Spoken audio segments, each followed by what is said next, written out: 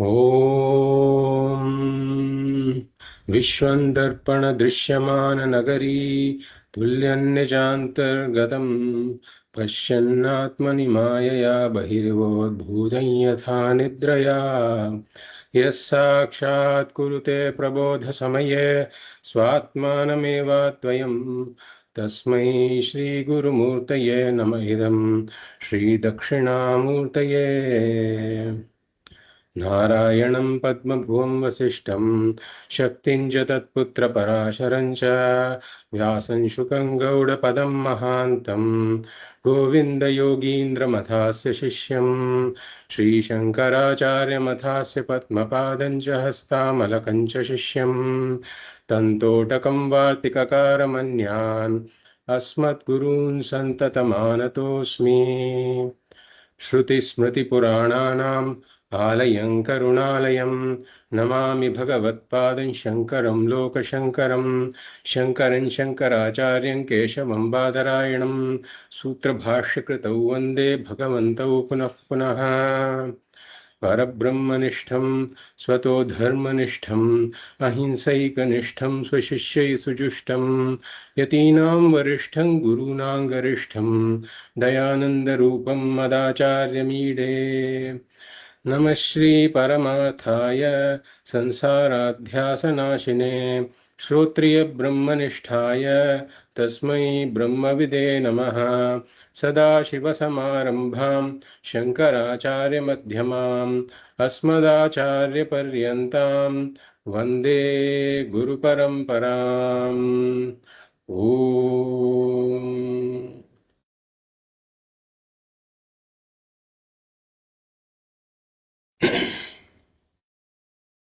तपोभिः क्षीणपापानां शान्तानां वीतरागिणां मुमुक्षूणामपेक्ष्योऽयम् आत्मबोधो विधीयते। I welcome you all to the 26th class of the Atma Bodha series.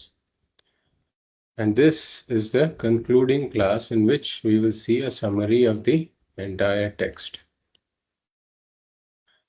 As we have seen, Atma Bodha is a beautiful Vedantic text written by Bhagavad-pada Shankaracharya that covers all the important topics in Vedanta. The text consists of 68 verses and it can be broadly classified into 5 portions. The first portion, starting from verse 1 to verse 5. And during the course of this, I'll be referring to some of the important verses also. So I'll also give the important verse numbers as we move along. So you can also glance at those verses and recollect what we had discussed at that point. So the first portion, the first part is from verse 1 to verse 5, where Bhagavad-pada gives a preface for the entire text, followed by a spiritual roadmap, a roadmap for the entire spiritual journey, a roadmap to moksha. Then from verse 6 to verse 15, Bhagavad-pada talks about the problem of adhyasa or superimposition and why superimposition or adhyasa is the cause for all of our struggle and suffering. Then from verse 16 to verse 31 is the third part, and that talks about Atma Vichara, Atma Anatma Vivekaha, a self-inquiry culminating in self-knowledge. Then the fourth part is from verse 32 to verse 41, where Bhagavad-pada talks about Nididhyasanam, for the internalization, for the assimilation of Atmajnanam, for the internalization, assimilation of self-knowledge. Then from verse 42 to verse 68 is the concluding fifth part, where Bhagavad talks about the benefit of the knowledge, the jnana phalam, and the glory of Brahman, the glory of moksha, the glory of this jnanam. So we'll take each of these parts and go through what we discussed, recall what we discussed there, and also look at some of the important verses. So the first part is the preface and the roadmap for the spiritual journey, the roadmap to moksha. So to set the context for this, we discussed the fundamental human problem. Every human being is stuck between a rock and a hard place, as we saw. The rock is his own conclusion that I am deficient, I am wanting, I am inadequate, I am apurna. And he cannot stand being apurna. And therefore, he tries to become purna. Note the word become purna in the world. But then the world is the hard place where he can never become purna no matter what he tries. At best, he gets fleeting moments of fulfillment in the world, but no lasting fulfillment. So no matter what he tries, he cannot become totally fulfilled. He cannot become purna. So this human being is now stuck between the rock and the hard place. He cannot be fulfilled with the conclusion that I am apurna, which is the rock, because he cannot stand being apurna. He cannot stand seeing himself as being limited. Nor can he become fulfilled in the world, no matter what he tries. So there is this perpetual struggle for purnatvam, for becoming fulfilled. And this perpetual struggle is what we call samsara. The perpetual struggle for fulfillment through the pursuit of the first three purusharthas, artha, kama, and dharma. This is the problem of samsara that every human being is suffering from. And therefore, what is the solution for this? So, as we said, when you have eliminated everything that is impossible, then whatever is left, no matter how improbable, must hold the key to the solution, assuming that a solution is possible at all.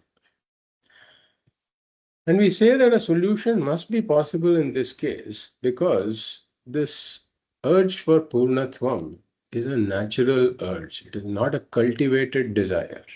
Like a desire for a BMW, for example, is a cultivated desire.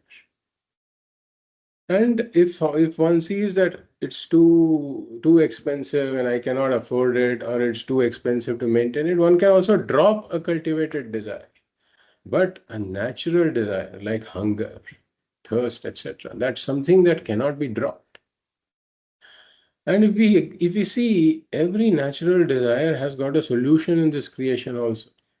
Like hunger has got a solution in terms of food.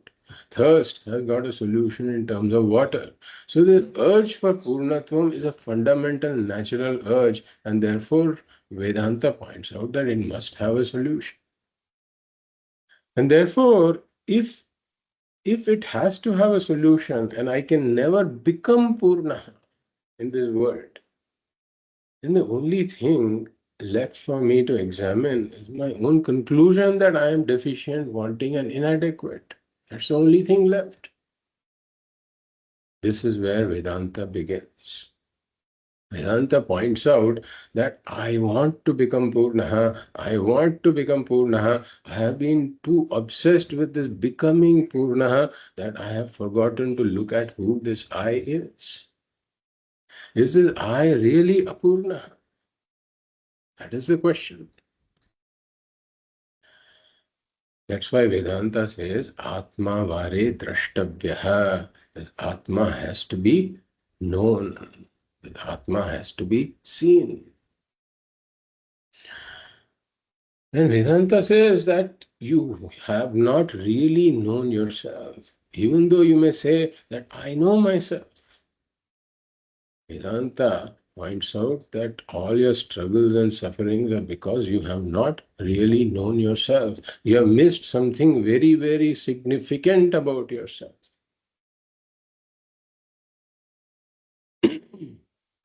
What you say that you have known yourself is knowing yourself in relation to a few other things. You know yourself in relation to the body, the mind, your family, your possessions, your profession. But who are you intrinsically? That's the question.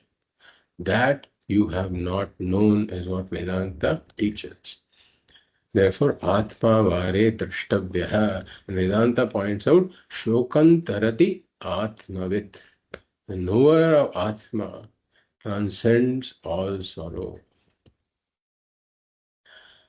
And that is why one has to come to the study of Vedanta. So in the preface, which is basically the Anubandha Chatushtayam, we talked about four things: the Prayojanam, the Vishayaha, the Adhikari, and the Sambandha. So what is the Prayojanam for the study of Vedanta? It is really this Purnatvam, it is really this Moksha, which is the same Purnatvam that one has been unsuccessfully seeking by trying to become something or the other in this world. The same Purnatvam that one has been unsuccessfully seeking is what one gains, in quotes, through the study of Vedanta. This is the Prayojan. And what is the Vishayaha? The Vishayaha of Vedanta is not some object or the other in the world. We have enough universities and colleges that teach about objects of the world. The subject matter of Vedanta is the very subject, the I. Who am I? What is the nature of this I? And how is this I Purna? Then, as we said, these are the fourfold factors that bind the student to the study, the Anubandha Chatushtayam. Only when one understands this, only when these four factors are in place, then one takes up the study with commitment. Therefore, the third factor is the adhikari. The candidate must have certain qualifications. And that's why Bhagavad Pada in the first verse starts with Mumukshunam hitarthaya Atma Bodho vidhiyate. That for the sake of the mumukshus, this Atma Bodha is being prescribed. So who is the mumukshu? Mokshu is moktum ichuhu, the one who is desirous of freedom. Freedom from what? Whenever we say freedom, there's always a question of freedom from what? It's freedom from samsara. Freedom from this endless struggle for fulfillment through the pursuit of the first three purusharthas. So this implies that the mumukshu has discovered the problem of samsara. Because most people don't even discover the problem of samsara. Most people just continue as if that is the only thing that is possible. They have not yet eliminated the impossible.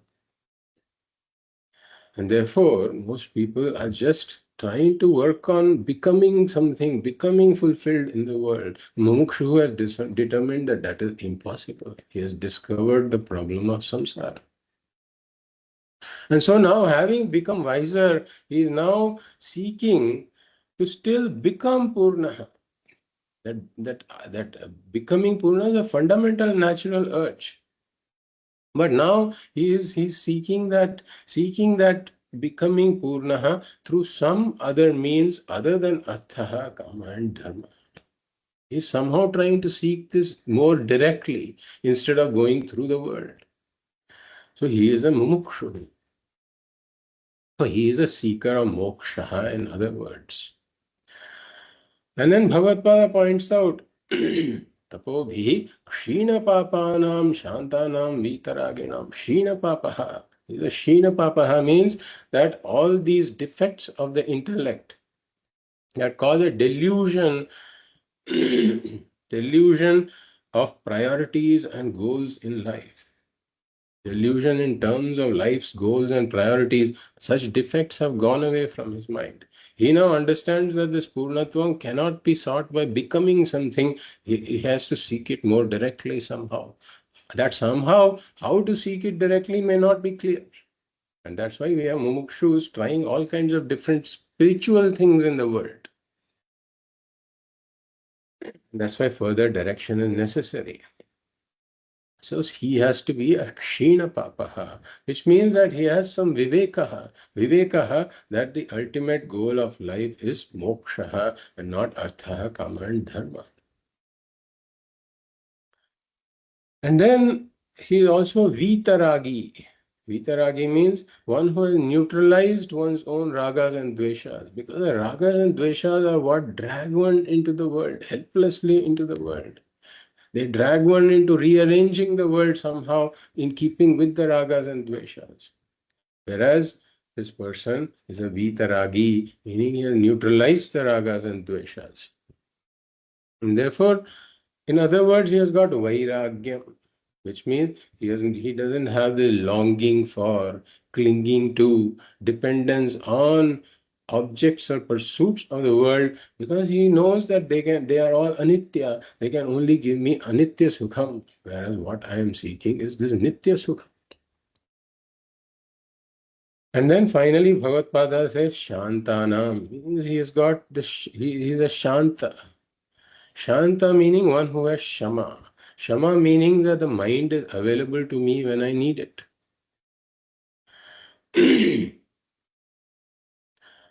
And therefore, the Shama here can be taken to be a placeholder for the entire Shamadi Shatka Sampattihi, Shama, Dama, Titiksha, Uparama, Shraddha, Samadhanam.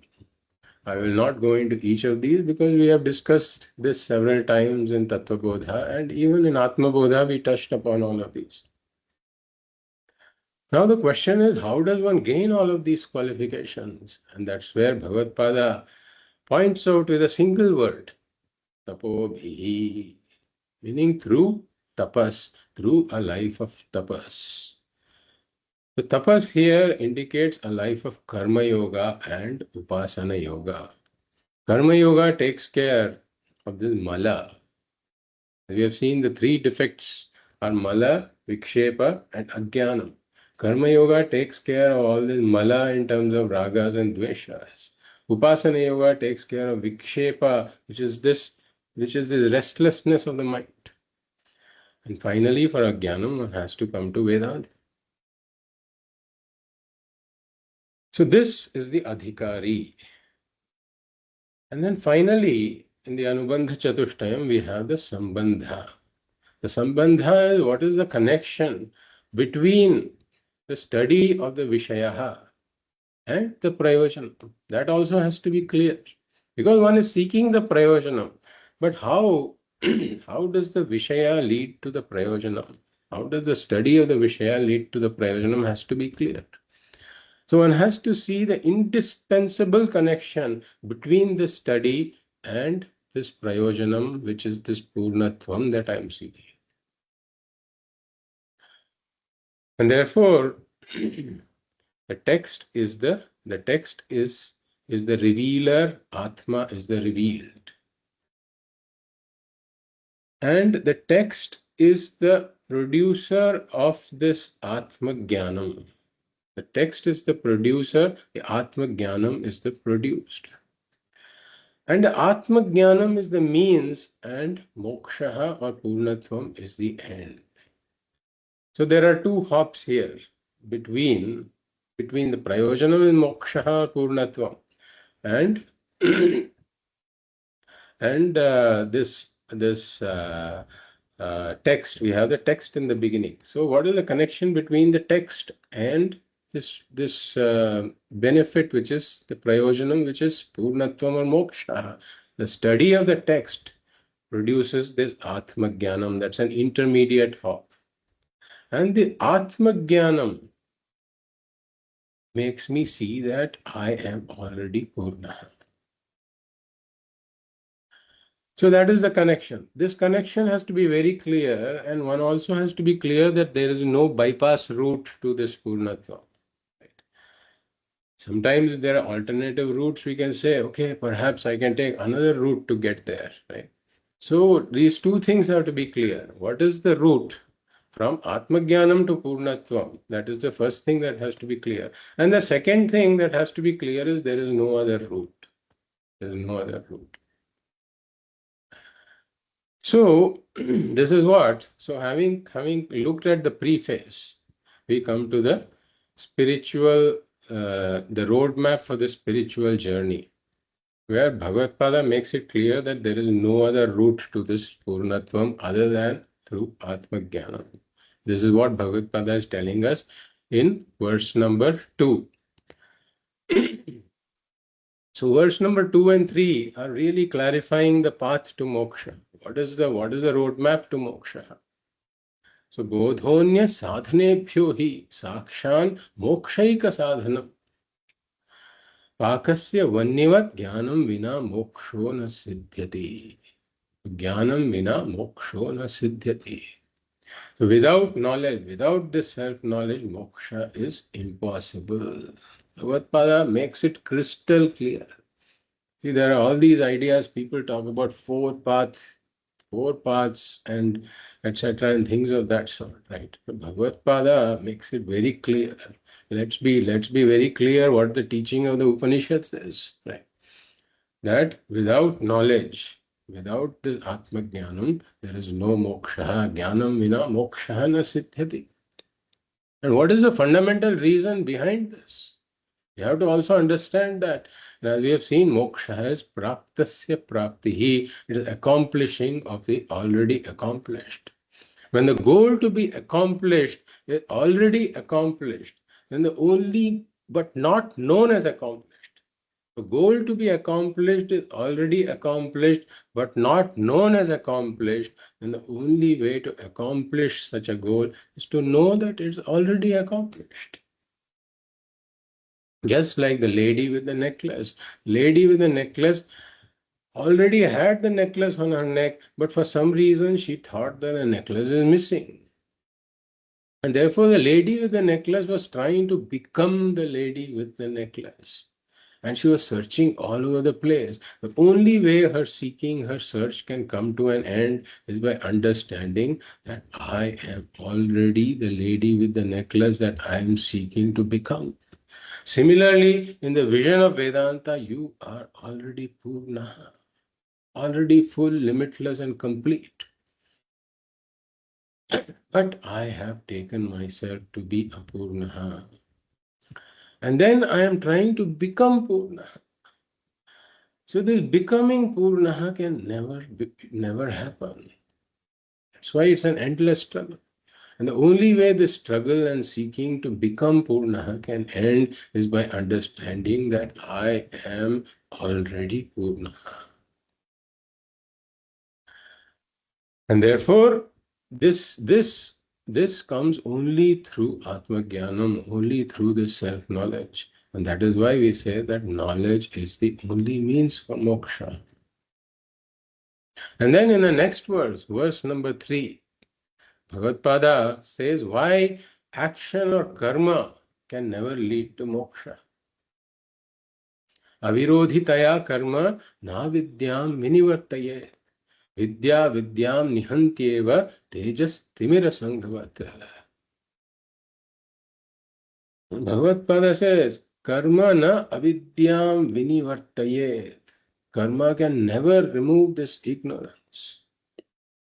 Why? Why is it so? Why is it that karma can never remove ignorance? Because Bhagavad says in one word, avirodhitaya. Avirodhitaya. Meaning that karma is not opposed to ignorance. Why is karma not opposed to ignorance? Because karma is born out of ignorance. So what is the sequence? I cannot see the connection between karma, between ignorance and karma, between self-ignorance and karma. What is the connection? We say that the self-ignorance, when there is self-ignorance, I don't know who I am. When I don't know who I am, means I don't know I am already Purna. And therefore, I have taken myself to be Apurna. And from this Apurnatvam arises the desire to become Purna. So I say, I want to become Purna. And from this desire arises the action, and the aim of the action is to become Purna. So every action, whether it be pursuit of artha, kama, dharma, any worldly pursuit for the sake of becoming Purna, is born out of this self-ignorance. And therefore it shares the same DNA as we saw, as self-ignorance. So when you need a medicine, when you have to give a medicine, for example, if you give some antivirus or something of that sort, right? Then that has to have some kind of a DNA that is that destroys, like the antibacterial medicines, etc. That should be inimical to the thing it is targeting. So what is born out of the virus is another virus, right? And that, if you give, of course, there are, you can argue that these vaccines, etc., are also viruses, but they work in a slightly different manner. They work on the principle of improving the immunity. But in this case, we are looking for something inimical, right? So the child of the virus is only going to propagate the disease further.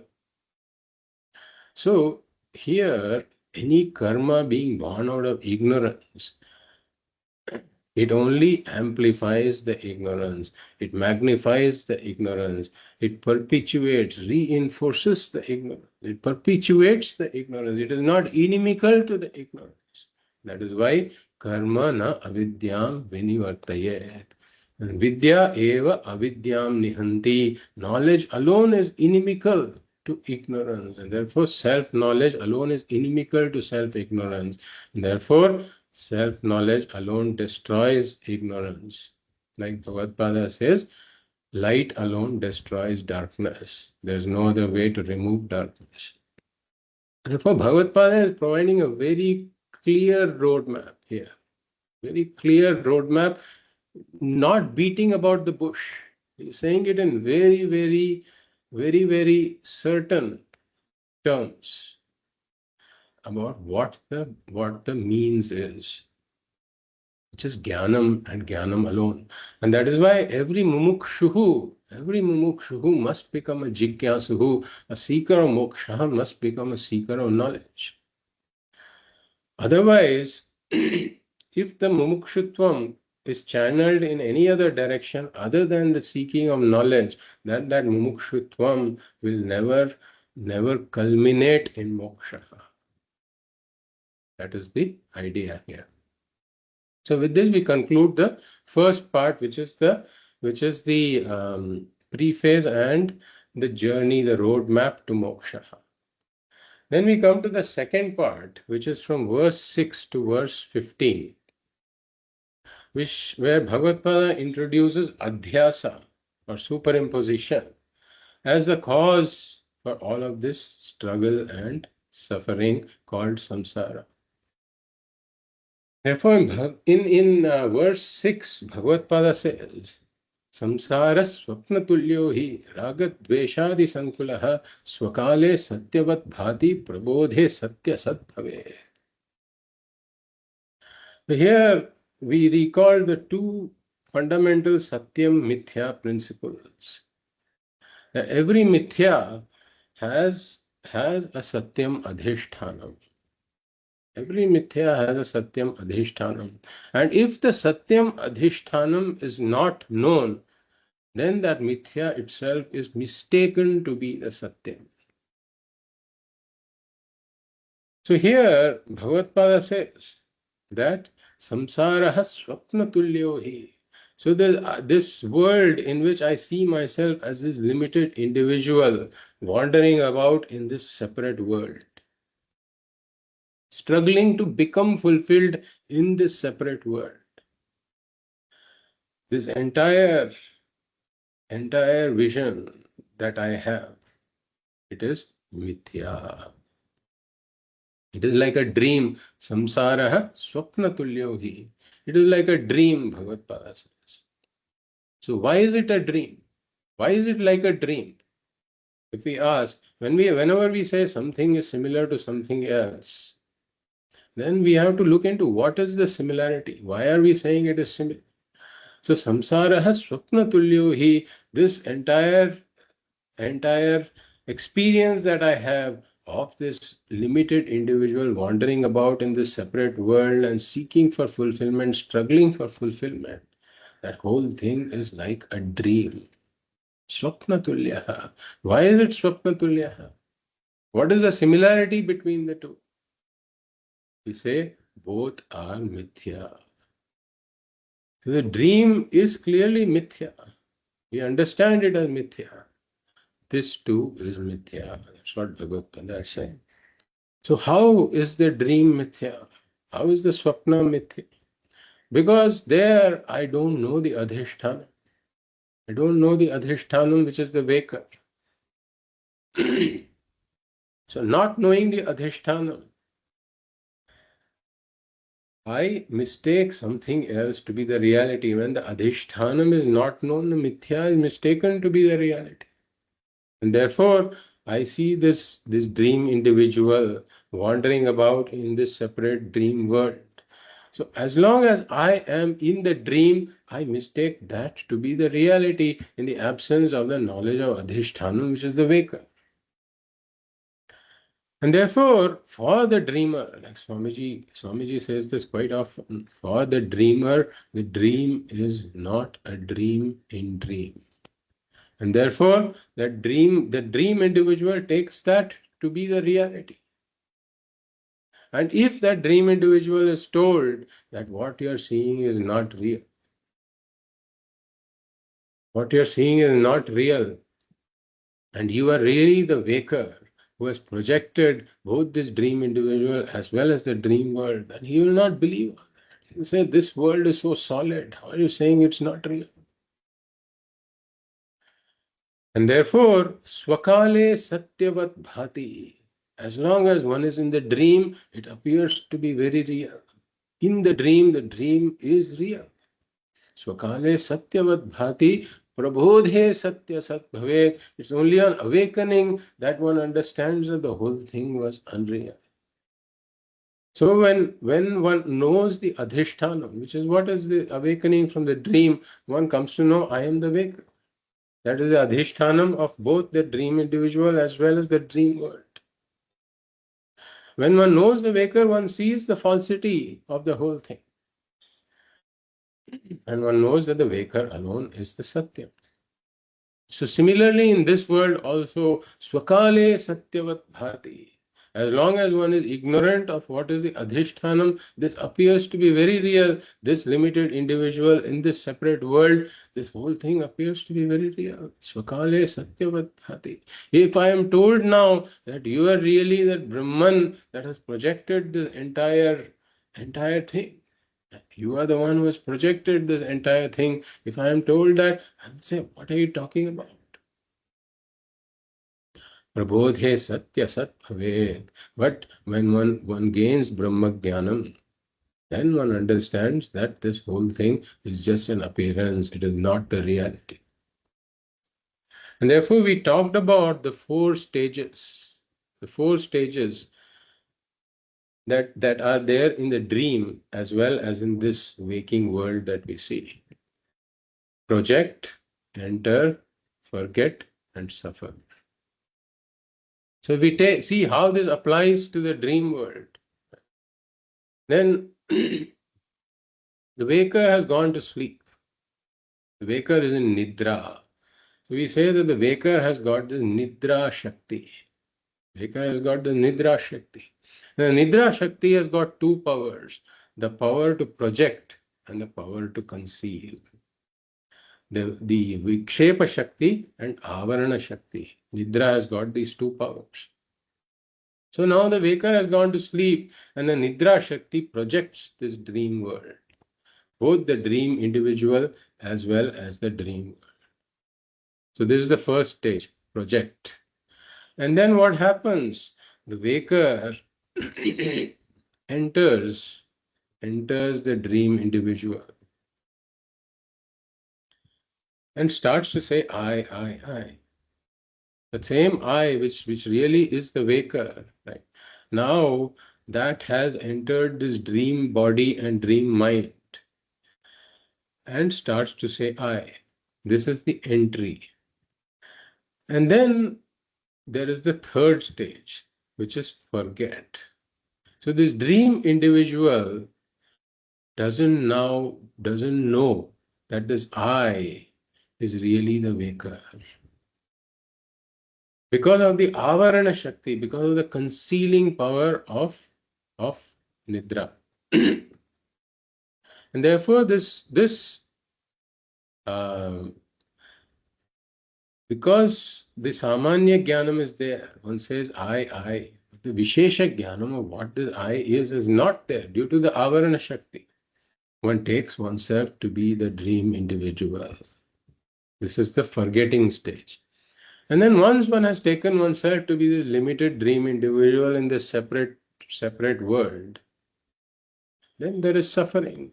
Whether one is being chased by tigers or one is roaming around in a desert. There's all kinds of nightmares and sufferings that happen in the dream, and all of that is very real for the one who is experiencing the dream. And this continues until one awakens. So project, enter, forget, and suffer, and the suffering continues until one awakens. And what is awakening? It is gaining the knowledge that I am the waker, gaining the knowledge of the adhisthana. So now here too there are these four stages. As we have seen in the beginning, there is only Brahman, the imperishable, all-pervading consciousness that is Brahman alone is there. And then there is a second factor which is not really a second factor because it doesn't have any independent existence. And the second factor is called Maya, which is the entire world in an unmanifest form. And then Maya Shakti has got two powers. Vikshepa Shakti and Avarana Shakti, the power to project and the power to conceal. Therefore, just as this dream world emerges from the waker with Nidra Shakti, this world that we see in front of us emerges from Brahman due to Maya Shakti, due to the Vikshepa Shakti of Maya, which is governed by the law of karma. The law of karma, the entire manifestation is because of the law of karma, as we have seen. So now there is this projection that happens, and this projection is what Bhagavad Pada talks about in verse 8 and verse 9, where Bhagavad Pada says, Upadane khiladhare jaganti parameshware sargasthitilayan yanti buddhani vavarini satchidatmanyanusyute nitye vishnau prakalpitaah Vyaktayah vividha sarvaha hatake katakadivat. So upadane khiladhare jaganti parameshware. So in this Parameshwara, who's Parameshwara? The Brahman with the Maya Shakti, the Parameshwara. So upadane, and this Brahman is the upadana karanam, vivarta upadana karanam, as we have seen, the changeless material cause. So in this Parameshwara, who's the Upadana Karanam, Brahman with Maya Shakti, arise all these worlds, Jaganti, Sargasthiti, Layan, Yanti, these worlds arise like bubbles arise in water. And then what happens? Satchidatmanya anusyute nitye Vishnu prakalpitaha. So in Vishnu again, who is Brahman plus Maya, in this Vishnu, all these beings arise like ornaments arise from gold. Vyaktaya vividha sarvaha hatake katakadivate. Like ornaments arise from gold. Now Bhagavad Pada is pointing out here that there is no new substance that is created. What is created is only names and forms, like ornaments. When ornaments arise from gold or bubbles arise in water, there is no new substance that is created. What is created is only varieties of names and forms.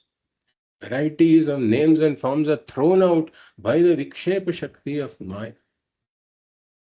This is the projection stage. And then there is entry, as we have seen. Yathakasho. So in verse 10, Bhagavad says, Yathakasho hrishikesho nanopadhigato vibhuhu tad bhedat bhinnavad bhati tannashe kevalo bhavet. So Yathakasho hrishikeshaha nanopadhigataha vibhuhu. So space is all pervading. Vibhuhu, yatha vibhuhu akashaha. Space, the all pervading, like all pervading space. When pots arise in space, then the space as though gets enclosed, enters these pots, gets enclosed within these pots. As we have seen, space really does not get enclosed, but it appears to get enclosed in these pots, and then we start talking about a multiplicity or plurality of spaces. We talk about small space, big space, pot space, and room space, etc. Varieties of things can be talked about.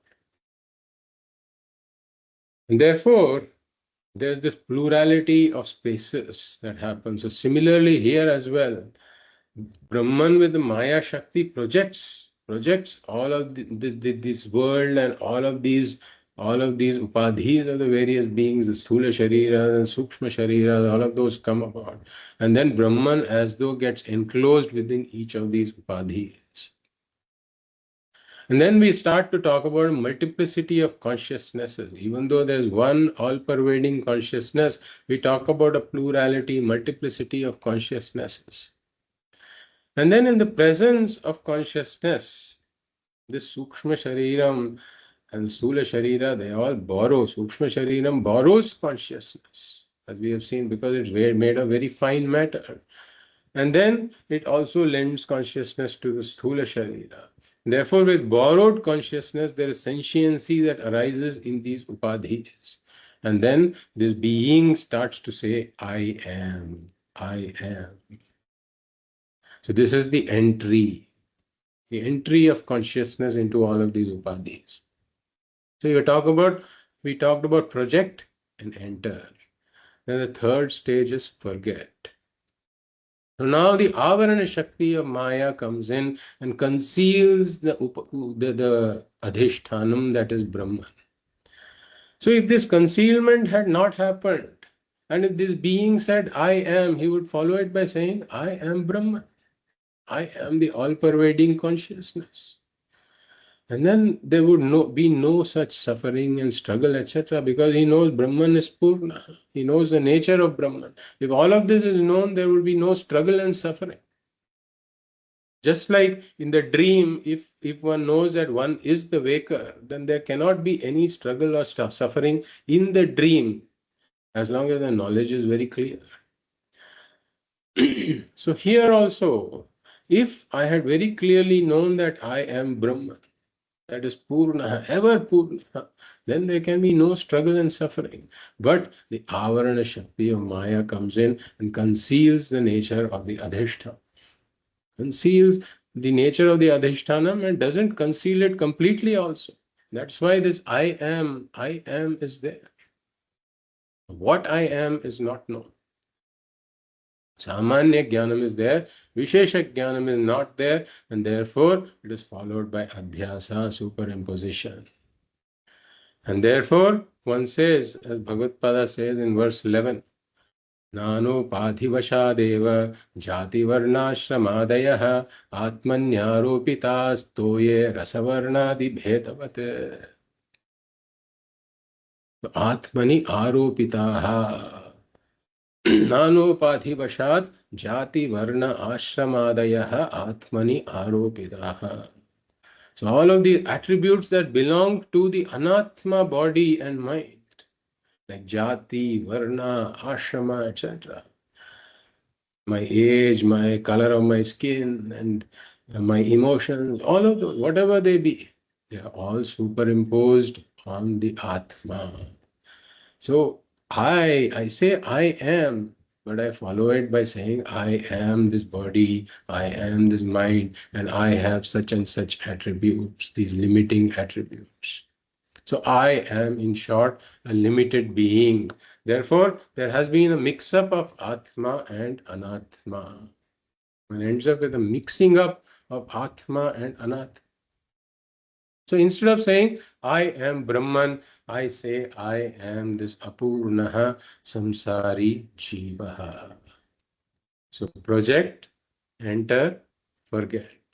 And then this is invariably followed by the suffering. That's what Bhagavad says in verse 15. Panchakoshadi yogena tattanmaya ivastitaha shuddhatma nilavastradi yogena spatiko yatha. So really speaking, the Satyam and Mithya cannot have any real connection or relationship. Satyam cannot have any real connection or relationship with Mithya. Because only two things in the same order of reality can have a relationship. Like we have said this, our favorite example, that this person who sees this girl in his dream, he cannot get married to this girl in the dream. There cannot be a relationship between a person and the girl that the person saw in his dream, because they belong to different orders of reality.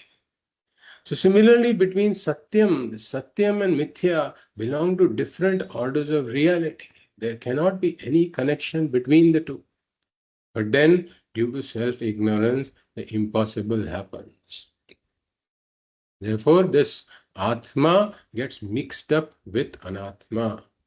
Why? Due to ignorance.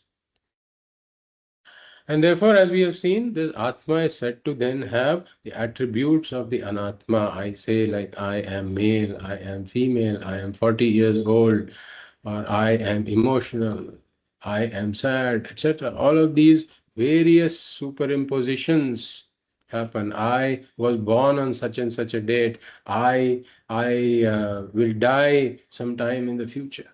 All these states and attributes of the Anatma Upadhis are superimposed on the Atma. And all of this, really speaking, right, is like this, as Bhagavad says here, Shuddhatma Neelavastradi Yogena Spatiko Yatha. A beautiful example that we have seen of this crystal placed next to a blue cloth, Neelavastradi. So when it's placed next to the blue cloth, the crystal appears to be blue. So it is really, nothing has changed in the crystal at all. Really speaking, the crystal is not affected even a wee bit by the presence of this blue cloth. But then the blueness appears in the crystal. It is just an appearance. It is not the reality. And the one who doesn't know the nature of the crystal, who doesn't have the Vishesha Jnanam that this crystal is fundamentally unaffected, such a person will take the crystal to be blue. He will give reality to the blueness that is seen in the crystal. And therefore, he is deluded. Such a person is deluded. And the delusion will continue as long as he doesn't understand the nature of the crystal. The delusion goes the moment he knows that the crystal is fundamentally colorless. So similarly, all of this adhyasa, where I am superimposing all these attributes of the body and mind upon the Atma, will continue until I awaken, until I know the adhishthanam, that I am Brahman, and I alone have projected this entire world. And being the Satyam Brahma, I am fundamentally unaffected by this Mithya body mind and the Mithya world. So this is really the awakening, the equivalent of the awakening that ends the suffering. So there is this four-stage similarity: project, enter, forget, suffer. That is why Bhagavad says, Samsaraha Swapna Tulyo hi. So then, with this background on Adhyasa, we come to the third part, from verse 16 to verse 31, which deals with the topic of self-inquiry. So then what is the solution What is the solution to this entire struggle and suffering? So I have to awaken from this dream-like samsara. One has to awaken. And how does one awaken? One has to stop giving reality to this limited individual and to this separate world. So one has to remove this adhyasa. Adhyasa means giving reality to the unreal.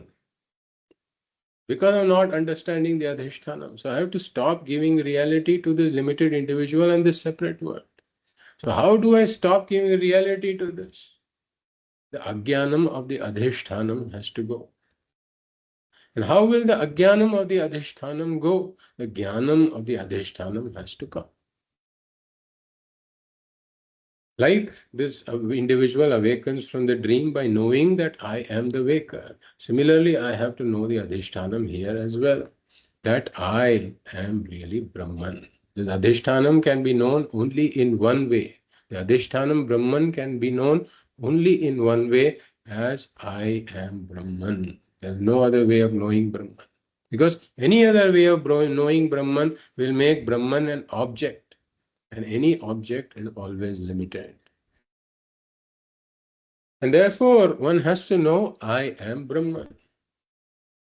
But then if the jiva is directly taught that you are the Adhishthanam Brahma, that's like in the dream talking to this dream individual and telling him you are the waker who has projected this whole thing. He is going to present hundreds of arguments as to why what I am saying is false. He will not accept it. So similarly here as well, if this individual is directly told that you are the Brahman that has projected this entire thing, he will not accept it. He will say, he will give varieties of arguments why that is not the case. Because this whole thing is so solid, I can understand the dream world is unreal, okay? Because I clearly see it as false. But here, what is the proof? And all of that, there'll be a lot of questions. Why does this happen? Because this identification with the body mind is complete. Complete identification. The mix-up is complete. Mix-up between Atma and Anatma is complete. And therefore, if there is a certain methodology that Vedanta follows in order to communicate this knowledge. And it's a three-stage process. As we have seen, Brahma Satyam, Jagan Mithya, Jivo Brahmaiva Na Paraha. The first Brahma Satyam, Jagan Mithya has to be understood. That is why Srishti Prakriya is there. With the Srishti Prakriya, the Upanishads are really teaching that Brahman is Satyam, this Jagat is Mithya, by presenting Brahman as the cause and the world as an effect. So this is the Srishti Prakriya which Bhagavad Pada touched upon in verses 8 and 9 as we saw. Hatake, Katakadivat, Budbudani, Varini, etc. Bhagavad Pada is really talking about the creation of this world. There is no creation of a new substance. Meaning this world is Mithya. So Brahma Satyam Jagan Mithya has to be understood, but then still Brahman is a remote Brahman. In Srishti Prakriya, Brahman is a remote Brahman. Then subsequent to that, one has to come to Jivo Brahmaiva Naparaha. That is, Jiva is not separate from Brahman. But in order to understand that, one has to first go through this Atma Anatma Vivekaha. That has to be done. This Atma, one has to understand that there is this principle called Atma, which is separate from this Anatma. And finally, Atma is equated to Brahman through the Mahavakya Vichara, which is the third stage. So, Srishti Prakriya, Atma, Anatma, Viveka, followed by Mahavakya Vichara. These are the three stages of communicating this knowledge. So, Bhagavad Pada already talked about Srishti Prakriya, Brahma Satyam, Jagan Mithya. He has already talked about. But now, Atma, Anatma, Viveka is the next thing that has to follow. So as we see that the Atma Anatma mix-up has happened, mix-up that is technically impossible has been made possible. And why has this happened?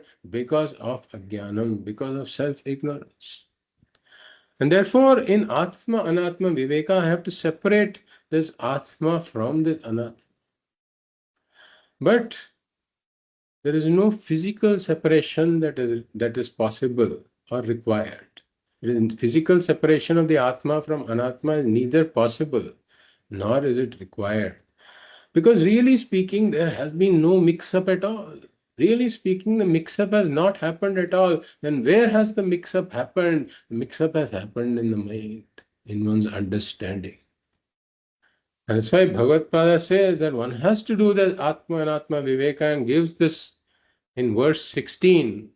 Bhagavad talks about वपुस्तुषादिभिः कोशैः युक्तं युक्त्यवघाततः आत्मानं अंतरं शुद्धं विविच्यात् तण्डुलं यथा.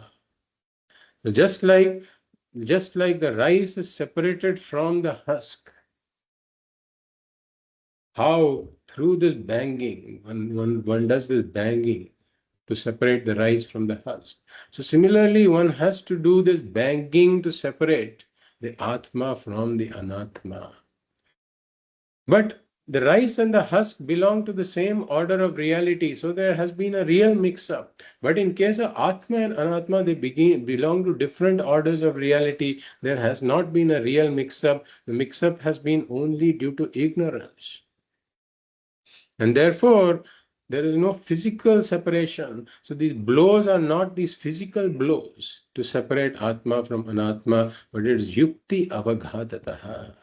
These are blows given through yukti or through reason and logic, which is based upon the Shruti, upon the Vedanta Shastra, the logic that eventually leads me to the vision of Vedanta. That kind of blows with logic and yukti I have to use in order to separate the Atma from Anatma.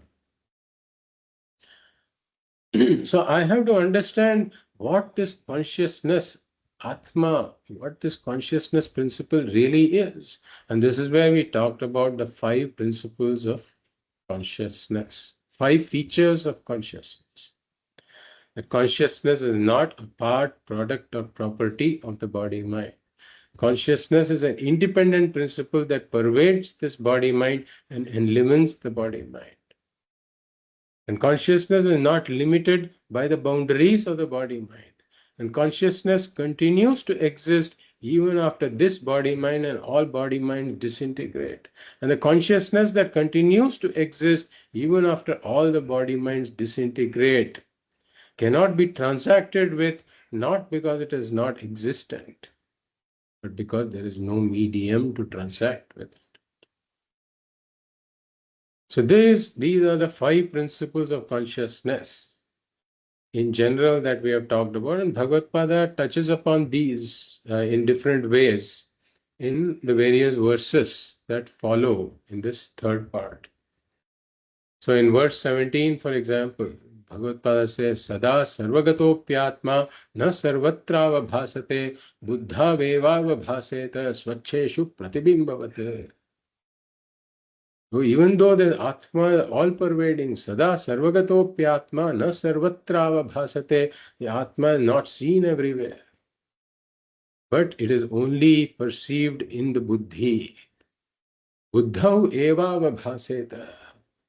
Swacheshu pratibimbavat, like there is the sun, for example, and the sunlight is all-pervading. But then it is very clearly perceived only in this mirror, which is a very smooth, fine surface. So in such smooth reflecting surfaces, we can see a reflection of the sun. So similarly, this all-pervading consciousness is perceived in the intellect, in the buddhi. Then in verse 18, Bhagavad talks about consciousness being an independent principle, as we have seen in the 5 principles of consciousness. Because here Bhagavad says, Dehendriya manobuddhi prakritibhyo vilakshanam. That this consciousness is a separate, independent principle, which is separate from this body, mind, intellect, etc. And It is the witness of all their functions. Tadvritti sakshinam vidyat. Prabhupada says, Tadvritti sakshinam vidyat. So this consciousness is the witness principle. It witnesses all of the body, mind, etc., and all of their activities. Like Rajavat, like this king who's sitting in his throne, on his throne, and then he just is a witness of all the activities that are going on, what their ministers and what the various courtiers are doing. He's just a witness of all of that, uninvolved witness of all of that. And then Bhagavad talks about in verses 19 to 23. Bhagavad is talking about how the activities and the attributes of the body, mind, senses, etc. are superimposed on the Atma because of Atma Ajnanam. Like we have said, Atma Bodha gives various beautiful examples for every concept, which are worth remembering because they are very relatable examples. Like Bhagavad says here, Drishyate abhreshu dhavatsu dhavanniva yatha shashi. In verse 19 and 19 to 23, these examples are there. So like this, when we see the clouds moving, we see the clouds moving in front of the moon, but then it looks like the moon is moving. Really speaking, the movement belongs to the clouds, but it is wrongly attributed to the moon. So similarly, all of the activities and attributes of the body mind are attributed to the Atma. Or like blueness of the sky, right? Gagane Neelatadivat, Bhagavad says. So the space has got no attribute of blueness. The blueness is a phenomenon that arises because of dust particles and the scattering of sunlight due to dust particles. The space has fundamentally not got this blueness, but again, this blueness is wrongly attributed to the space when somebody says that the sky is blue. And so on. Bhagavad gives these kinds of examples to indicate all of these superimpositions that happen. So I say I am young, I am old, I am male, I am female, I am a karta, I am a bhokta, kartritvam, bhoktritvam, ragadvesha, I have got ragadveshas. So it is not just done by lay human beings, but even by philosophers and intellectuals. Like for example, the Bhagavad takes specifically, he doesn't mention the Nayayikas, but he's referring to the Nayayikas who say that Raga, Sukha, Dukkha, and Ichha, Dvesha. Ichha, Dvesha is basically Raga, Dvesha, Sukha, Dukkha, etc. They are all properties of the Atma, the Nayayika says. Bhagavad is refuting such philosophers who superimpose all kinds of things upon the Atma. And Bhagavad also mentions that all of these body, mind, senses, etc., they are all enlivened because of the presence of the Atma, because of this borrowed consciousness. Exactly like human beings do their work in the morning in the presence of the sun. The human beings engage in various activities. Or we have taken the example of these solar powered toys. So all of these solar powered toys, they work in the presence of the sun. But the sun itself is not involved in whatever activities the solar powered toys are doing. So similarly, Atma is there, it is presence, it's a presence. In the presence of which the body mind get enlivened and do their activities, but the Atma is fundamentally not a karta also. And therefore the Atma is akarta. It has got no karma sambandha. It has no connection with the actions performed by the body and the mind. And it is also abhokta, meaning that it has got no karma phala sambandha also. This body and the mind go through the karma phala. But then the Atma is not the sufferer or the enjoyer also. And then in verses 25 and 26, Bhagavad points out that Atma is not this Pramata also. So he's negated Karta Bhokta, and then he negates the Atma being a Pramata or a knower also. Because the knowership doesn't belong to the Atma, because the Atma is changeless. Knowership involves change. So Atma, pure Atma cannot be a knower because it is changeless. The pure mind also, if you take the mind separately, cannot be a knower because it is jada, it is inert. So how does this knower arise? The knower arises when the mind is there in the presence of this Atma. Then the mixture is the knower. The mixture of the Atma and Anatma is the knower. Like we saw the example of the mirror in a room, where you have a room with a lamp, and then there is a window, and it's completely dark outside. So now you can use a mirror to direct the light of the lamp. You can direct it to various things outside, and there's a patch of light which illumines various things outside. Now the mirror by itself, if we switch off the light, then the mirror by itself cannot illumine anything. Or if we keep that light and remove the mirror, then the light cannot go out and illumine the various things. So you need the mirror, you need the light in order to illumine the various things outside. So what happens in the presence of the mirror and the light, there is this phenomenon of reflected light that comes in, which can be directed to various things to illuminate. So similarly, the mind alone cannot illumine anything outside because it is jada, it doesn't possess its own consciousness. And the Atma alone cannot illumine anything because it is changeless.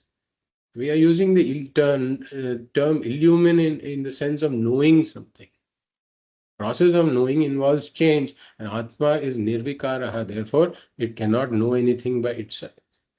And therefore, in the presence of Atma, in the mind, there arises this phenomenon that we call reflected consciousness or borrowed consciousness. And this reflected consciousness is really what knows. It is the jnata, it is the drashta, it is the seer, it is the hearer, taster, smeller, toucher, etc. But in the absence of the knowledge of the Atma, that I am the Atma, one mistakes the Anatma to be the Atma. So one says that I am the seer, hearer, taster, smeller, toucher. This is because one has not understood that I am the changeless Atma. Therefore, Bhagavad says, Jnata drashteti muhyati.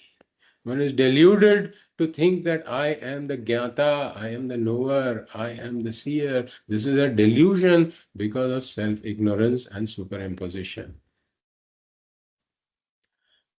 And now, having done this Atma Anatma Viveka, then Bhagavad comes to the Mahavakya Vichara.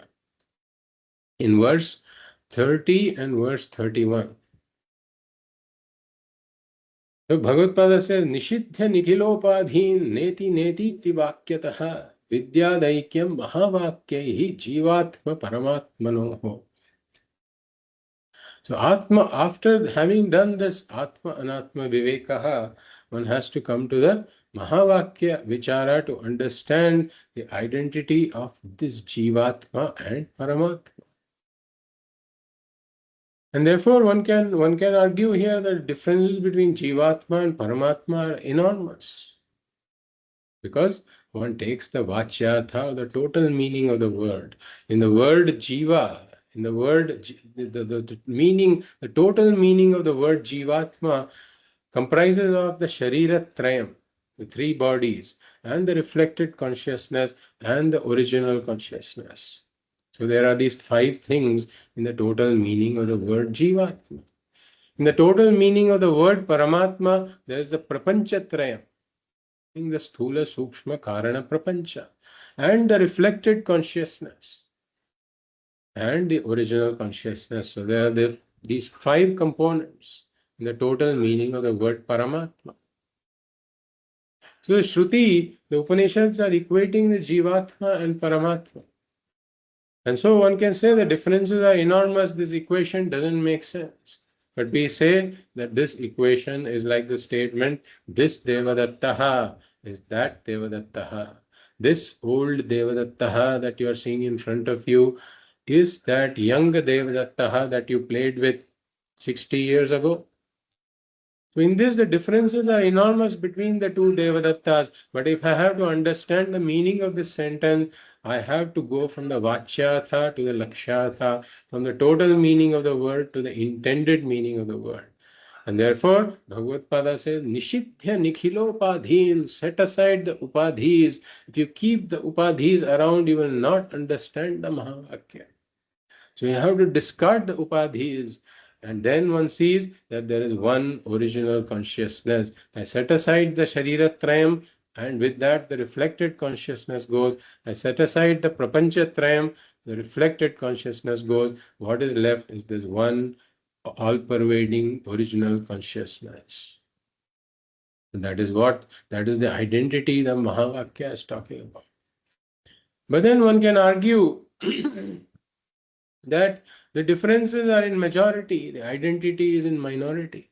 The differences are with respect to four upadhis, Shariratrayam and Prapanchatrayam, vastly different. And the reflected consciousness here is small pervading, that reflected consciousness is all pervading. How can you talk about identity when the differences are enormous and in majority?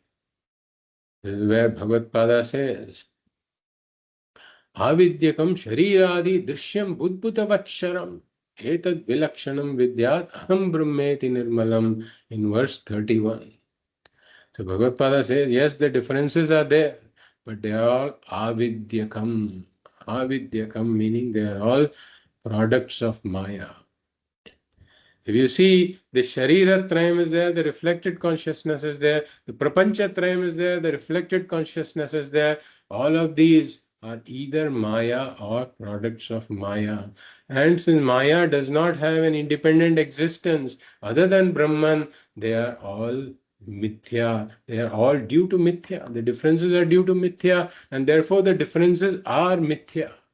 And therefore, this identity alone is Satyam. This identity is the reality. The differences are not the reality. This has to be understood.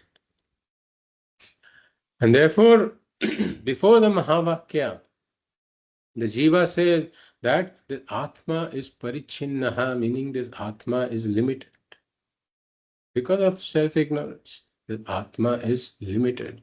And then Brahman is parokshaha, Brahman is something remote. But then after Mahavakya, one equates, one says that Brahman is this Atma. Meaning that the parokshatvam of Brahman goes away, the remoteness of Brahman goes away, because that Brahman is this Atma that is here and now. This Atma itself is that Brahman. That Brahman is this Atma. And therefore, one understands that it is from me, this Atma that is here and now, this real meaning of the word I, that is here and now, this Atma, it is from this Atma that is Brahman that this entire world has emerged, is sustained, and into which this world resolves. The parokshatvam of Brahman goes away. And the parichinnatvam of Atma, the limitation that I had superimposed on the Atma also goes away, because one knows that Atma is that Brahman. This Atma is that Brahman, and therefore this Atma being one with Brahman, it doesn't have any limitation of space, time or object. And therefore this Atma being Brahman is all pervading. This Atma being Brahman is imperishable. And this Atma being Brahman doesn't have any object-wise limitation, because it is the Satyam. It is the content of every object. And therefore, one sees that there is only this one Eka Aparoksha Aparichinna Brahmatma. This is the only entity which is real, and that I am. Eka Aparoksha Aparichinna Brahmatma, I am. which means that I am this Brahman, which is the Aham Brahmasmi Jnanam effectively. That I am Brahman, whose nature is moksha, and therefore there is no trace of samsara in me. No trace of samsara in me. I am already free of this samsara. Moksha is not something that has to be attained. I was never bound in order to be liberated. I am a Nitya Muktaha. I am the Nitya Muktaha Brahman. This is the Jnanam that one comes to through the culmination of this self-inquiry through the Mahavakya Vichara. So with this we end part 3, which is the topic of self-inquiry. And then we come to part 4, which is the Nididhyasanam, topic of Nididhyasanam for internalizing this knowledge. So after Shravanam and Mananam, in a qualified aspirant, there's this rise of this doubtless knowledge that I am Brahman. So because of this, the identification with the body and mind due to ignorance goes. However, the identification with the body and the mind due to habitual tendencies can persist. Like we have seen the example of the beggar. The beggar becomes a millionaire because of inheriting something, a lot of wealth. But then even though he now knows, and he has even seen the bank statement, for example, telling him that he has got a lot of wealth, he gets up in the morning and he puts on his rags and then starts to extend his begging bowl. So it takes a while for this whole thing to sink in, for him to understand that he doesn't have to continue with the same old lifestyle in the sense of his his his limited miserable lifestyle. He doesn't have to look at himself as a miserable person anymore who is begging. So this transformation takes time. So he has to reflect on the knowledge and the implications of it continuously in order to bring about a change in his day-to-day behavior. So one has to get accustomed to the new reality, as we had seen this other example also, where a person is accustomed to walking through a door. But then the house has been remodeled, the door has been now closed. There is a wall there. But then the person habitually goes through the same door which doesn't exist now, purely out of the force of habit. So he has to get accustomed to the new reality. So I have now understood that I am this Brahman and I am not the samsari jiva. Moksha is not a goal to be accomplished. But then one has to get accustomed to the new reality.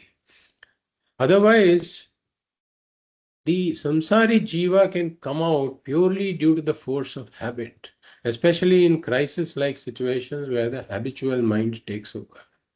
And therefore, Vedanta, the teaching of Vedanta has to go into one's subconscious habitual mind. And for this, as we saw the example of the pickle has to marinate in the brine for a length of time. Similarly, one has to marinate the mind in this Vedantic teaching for a length of time. This is what Nididhyasanam is. So Nididhyasanam is not for gaining Jnanam, because the Jnanam has to be gained through Atma Vichara done during Shravanam and Manam, culminating in the Mahavakya Vichara, which culminates in the knowledge that I am Brahman. So Jnanam has to come through Shravanam and Mananam, not through Nididhyasanam. And Nididhyasanam is not for gaining moksha also, because as we have seen, the Jnanam is that I don't even have to gain moksha because moksha is my very nature. Therefore, Nididhyasanam is not for gaining moksha also. Nididhyasanam is not for any special experience also. Because for one who has this jnanam and who knows that moksha is my very nature, what is he going to do with some special experience? Nor can any special experience lead to jnanam or moksha, because every experience is limited. And therefore, Nididhyasanam is not for jnanam, not for gaining moksha, not for gaining any special experience, but it's purely to correct, to reorient my habitual tendencies. Viparita, viparita bhavana nivrittihi, that is what Nididhyasanam is for. And therefore, in verse 37, Bhagavad-pada says, Evam nirantarabhyasta brahmaivasmiti vasana harati avidya vikshepan roganiva rasayanam. So, evam nirantarabhyasta, meaning that one has to repeatedly invoke this knowledge in nididhyasana. Nirantara abhyasta. And then, then this knowledge becomes like a new habit that enters the subconscious mind. Harati avidya vikshepan. So it weakens the old habitual thinking patterns. So jiva bhava durbalikaranam, brahma bhava prabalikaranam. So there is this old habitual pattern. What is the old habitual pattern? That I am the limited jiva. It's called the triangular format, as we said. There are three things: Jiva, Jagat, and Ishvara. I am the limited Jiva that is persecuted by the separate world that is the persecutor. So I am persecuted, the world is the persecutor. And every time I am persecuted by the world, I need a savior, Ishvara, who I can run to save myself. This is the triangular format. This is the vision of the Ajnani. But then through the jnanam, through nididhyasanam, one comes to this binary format. And what is the binary format? Not the triangular format. The binary format that I am the adhishthanam of the jiva, jagat and ishvara. I am Brahman, that is the very adhishthanam of all three. So I am, and everything else is anatma, is mithya. I am the Satyam Brahma, all else is mithya, anatma. So I am not the jiva, I am not this limited jiva. And I cannot be persecuted as this adhishthanam, I cannot be persecuted by this world because I am utterly unaffected by this world. Whatever happens in this world cannot touch me. And therefore, I don't need to be saved also. And therefore, I don't need an Ishvara who is a savior. I don't need to be saved. And therefore, this is the new binary format, habit that has to come in through this repeated invocation of the knowledge that I am not the limited sadhaka that needs to gain moksha. I am not even a limited sadhaka. As Brahman, I am Siddha. I have already accomplished what needs to be accomplished. There is nothing remaining for me to be accomplished. And therefore, I am not this limited sadhaka that has to even gain moksha. I don't even need to gain moksha because moksha is my very nature. So this understanding has to become firm. This is what we call Brahmanishtha or Jnananishtha. So this is what Nididhyasanam brings one to. So then we come to the concluding part. In part 5, where Bhagavad Pada talks about the Jnana Phalam, the benefits of this knowledge, and the glory of Brahman, Jnanam, this Jnanam, and the glory of Moksha.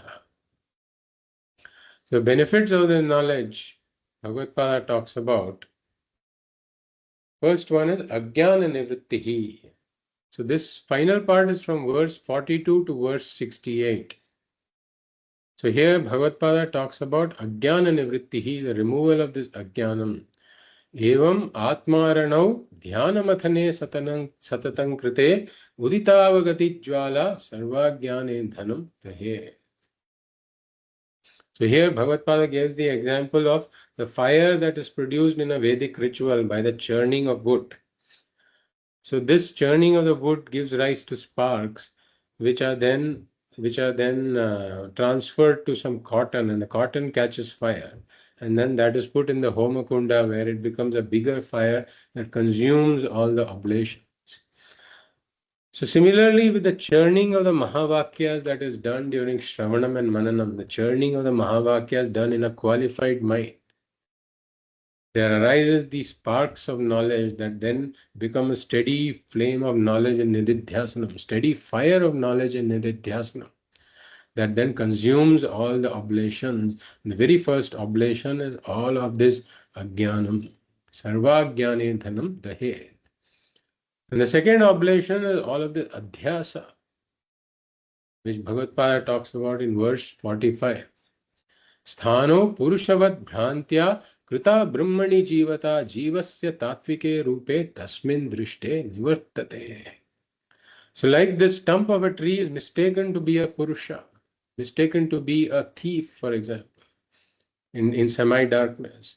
But when one directs torchlight upon it, one knows that this is not the thief I had mistaken it to be, but is actually a stump of a tree. So similarly here, with this knowledge, one understands one as oneself as one really is. In the absence of this Vishesha Jnanam, I had mistaken myself to be this limited Jiva, but with this Vishesha Jnanam that I am Brahman, one understands that I am Brahman, not this Jiva. And therefore, the adhyasa of the Jivatvam also goes away. Adhyasa nivrittihi.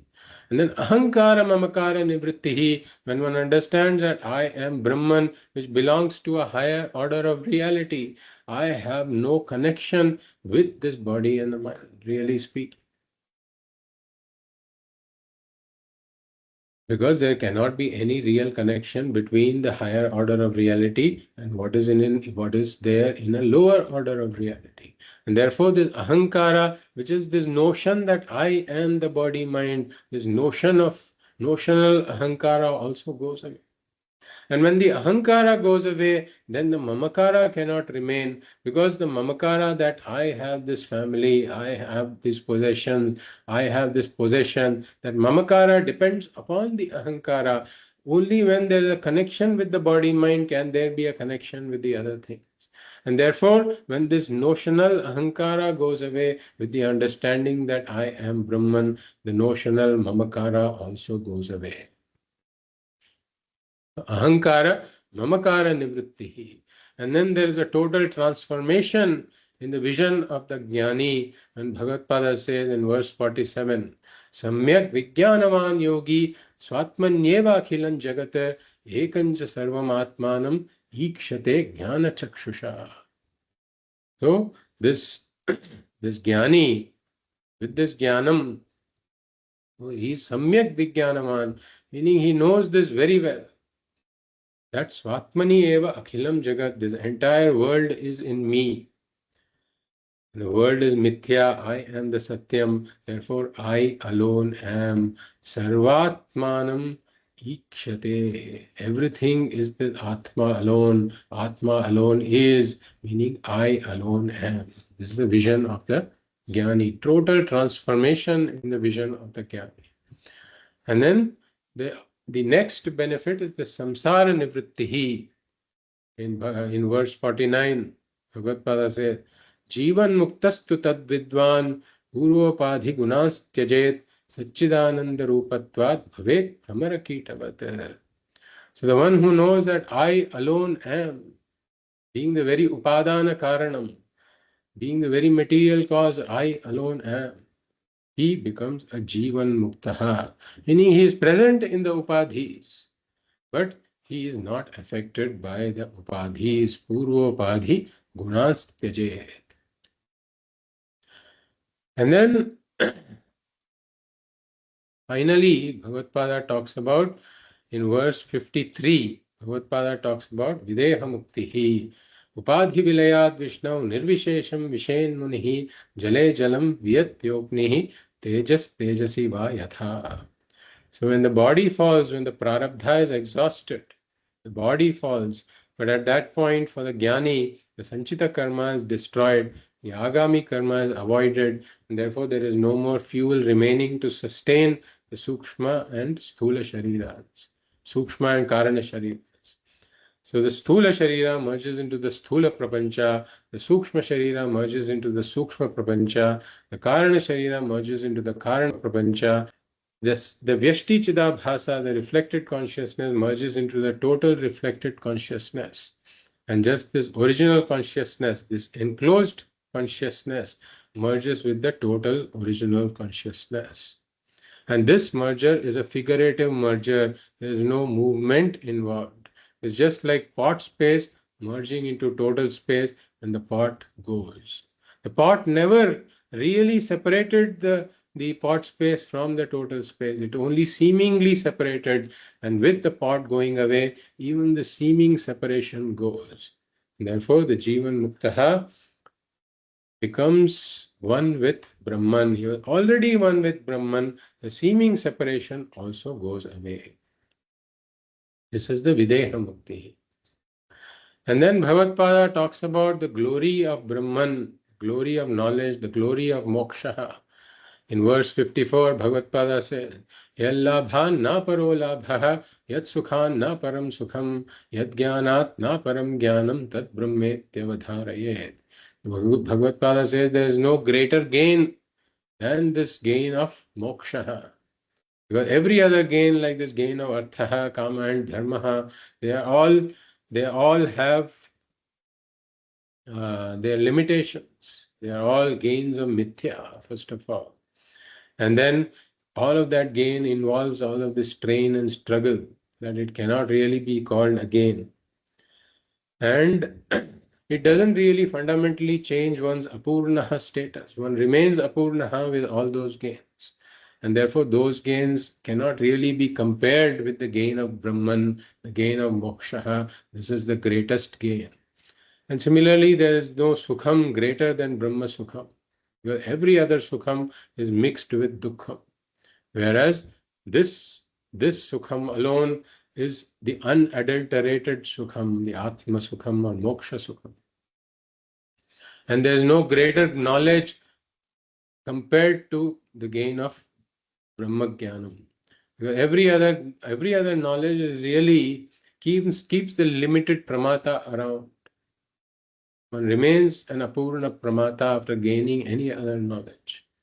And similarly, every other knowledge is a gain of knowledge of mithya only. It cannot be called real knowledge. It is like knowing the rope as a snake. Every other knowledge is knowledge of mithya. It is like knowing the rope as a snake. Whereas Brahmajnanam alone is the knowledge of reality. Therefore, there is no greater knowledge. And finally, Bhagavad concludes the text, verse 68, by saying that this Atma Tirtham is the greatest Tirtham. One can go to various other Tirthams, but all of those other Tirthams are small pervading. They have to be visited. There is struggle involved in visiting the various Tirthas. And then one has to have this consideration of time, space, etc. Here says, Digdesha Kaladhyanapeksha Sarvagam. So for all other tirthas, there's consideration of time, consideration of place, consideration of direction, etc. But the Atma is all-pervading. The Atma is ever present.